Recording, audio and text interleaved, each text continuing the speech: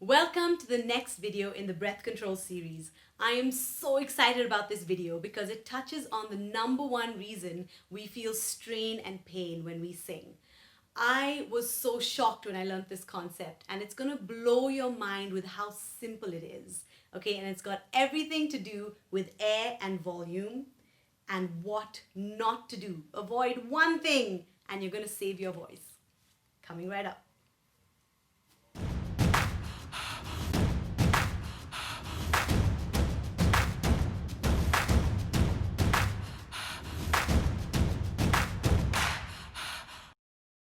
So I struggled with a strained voice for many years, and I was encouraged to push harder and strain more just because of the sound I was getting that sounded more passionate and more alive, and more shouty.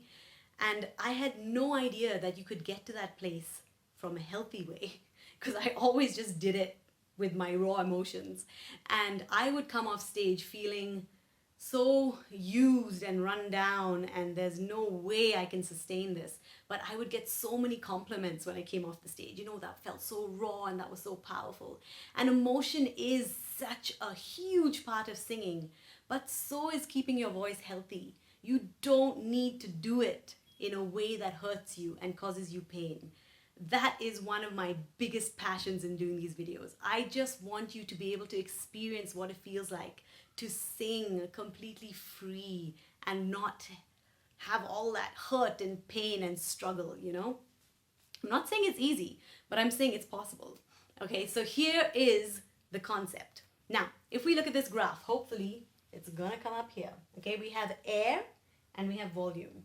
Now, we have lots of safe zones with air and volume, and I want to tell you why air is not always dangerous and it's not always the enemy. I seem to be saying resist air, but it's not always the bad guy, okay?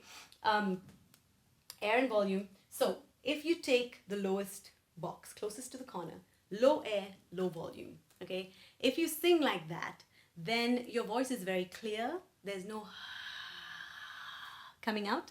It's mainly just the sound of your voice that comes out, okay? So supposing I was saying, I'm not gonna write you a love song because you asked for it, because you need one, you see. So that was just clear, plain voice. There was no okay? But there are a lot of artists that make use of that beautiful airy sound. I mean, sometimes I just want to lie in bed and listen to those lullabies, and it's just so beautiful, right? So Nora Jones, Kobe Calliot, all these, okay, I'm an oldie, so I'm going to be quoting oldie songs. But you know what? I just did Never Enough as well. And the beginning of Never Enough, I mean, that voice, Lauren Aldrin, I think her name is, she just sings so gorgeously. And she sings, I'm trying to hold my breath, and it just works together. I'm trying to hold my breath, let it stay this way, can let this moment end. And it's so beautiful and airy, and that is okay. When you sing soft and you use air, you're fine.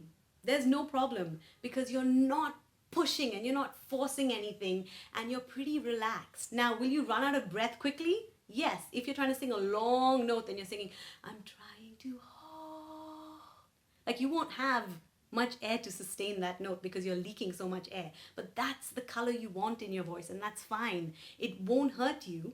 You just might not be able to hold the note for very long. So, low volume, low air, no problem. Okay? Now, we go to the next one. And that is low volume, but lots of air. Okay, so this is when you want to sing soft and high and you use air to get there.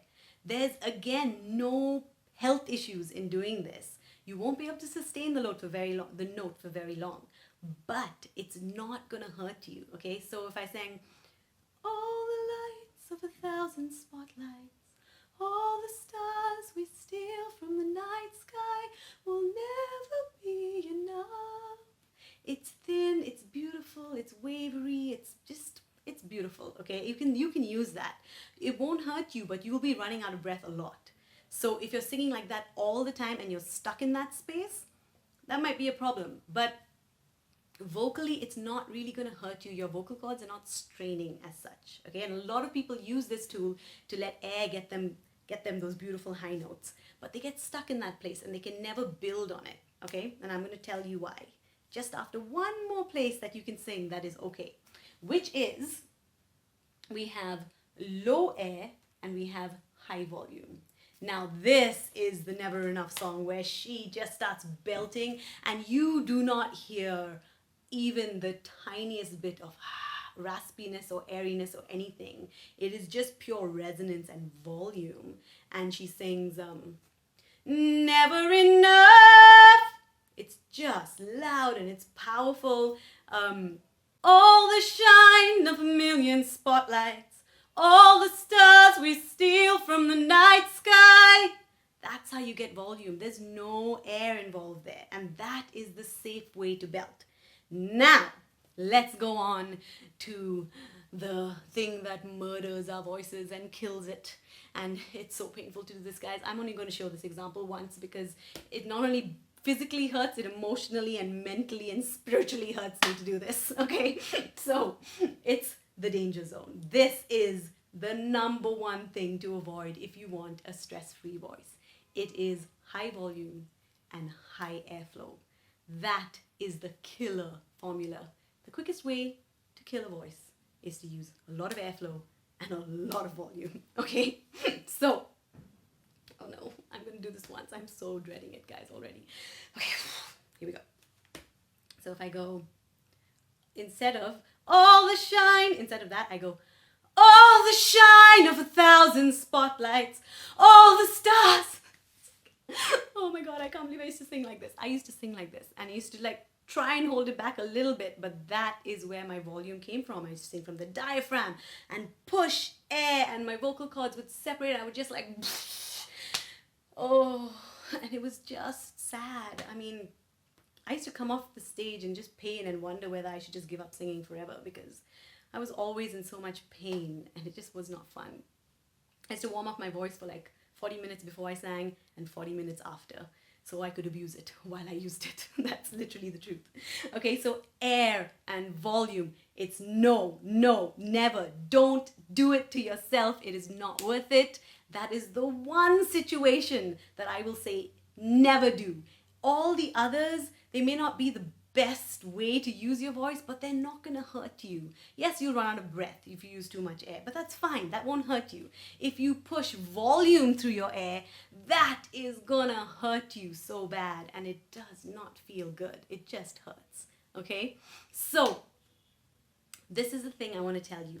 Now, this graph, why it's important, is that using these different squares are going to help you diversify your voice so much, okay? If you listen to that, I'm coming back to this Never Enough song because it's just the best example because she uses air and resonance and everything so well. Go back and listen to it. She does such a good job, okay? So, if I want to start a verse, I can choose, do I want to start it airy?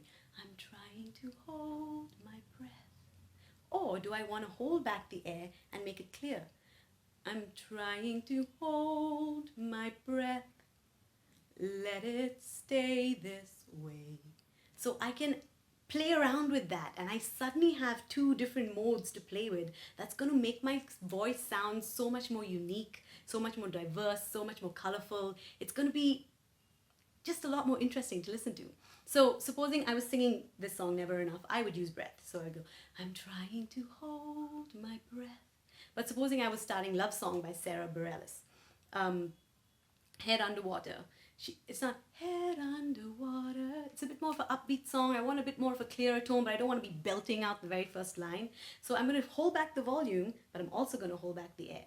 Head underwater, and you tell me, like that, okay? So you can choose what you want to do. Now, when you come to the big chorus, again, all the lights of 1,000 spotlights, all the shine we steal from the night sky will never be enough.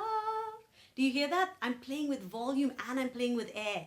And that gives me so many options when I sing to make my voice sound interesting and to emote, to feel that emotion. Sometimes when I'm singing, I'm just focusing on, should I put more air or should I put less air in that line? And it just looks like I'm so into the song. And music is all about emotion, people. If you are not trying to make someone feel something, then there's no point. Like, all the lights of 1,000 spotlights, all the stars we steal from the night sky. It's like, great, you can sing, but it's not really making me feel anything, right? Emotion is the power of music.